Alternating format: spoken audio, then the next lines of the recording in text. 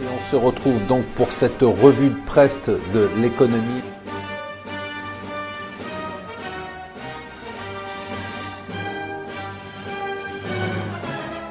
Bonjour et bienvenue sur Mon Financier pour le Morning Zapping. Nous sommes le jeudi 1er mars, le mois de février se termine, n'a pas été bon sur les marchés, surtout sur les marchés américains. On a fait la pire performance mensuelle depuis 2016. Et il faut dire qu'on avait eu un démarrage en fanfare en janvier et puis en février on a eu ce mini crack, on a rebondi et puis hier et avant-hier on a eu 2 séances de baisse du fait de la déclaration du patron de la Banque centrale américaine qui a dit que la croissance était plus forte que prévu. Alors à part ça, on n'a que des bonnes nouvelles. La France, c'est la journée des bonnes nouvelles, on va dire la semaine des bonnes nouvelles, l'année des bonnes nouvelles.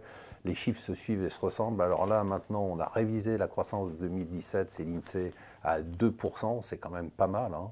On n'avait pas vu ça depuis 6 ans. Les prévisions sur 2018 vont être probablement aussi révisées à la hausse. Du coup, eh bien, sur tous les comptes publics, ça a un impact plutôt positif, et notamment sur l'assurance chômage, puisqu'on prévoit un chômage qui baisserait de 8,9% à 8,4%, ce qui permettrait à l'assurance chômage, tenez-vous bien, d'être en équilibre en 2019. C'est vraiment le journal des bonnes nouvelles.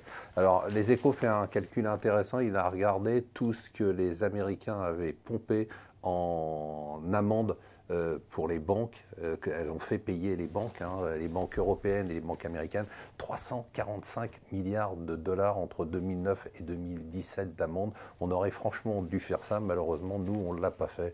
Le Brexit, ça n'avance pas du tout, j'ai même envie de dire que ça recule. La bagarre maintenant, vous savez que les Européens ont sorti un plan pour expliquer comment eux ils voyaient le Brexit. Les Anglais disent attendez, c'est pas du tout ça, et notamment créer une sorte de zone communautaire qui inclurait au sein de l'Europe l'Irlande du Nord. Bien évidemment, c'est un sujet extrêmement sensible pour la Grande-Bretagne qui dit non, absolument aucune chance. Et pour finir, on a la croissance, ça y est, l'Inde a dépassé la Chine sur la croissance annuelle, 7,2% en fin d'année, c'est quand même important contre 6,9% pour la Chine, et des perspectives en Inde qui sont nettement meilleures que les perspectives en Chine. Vous me direz, en Chine, on ne sait pas du tout ce qu'il en est puisque les chiffres sont faux et qu'on ne les connaît pas.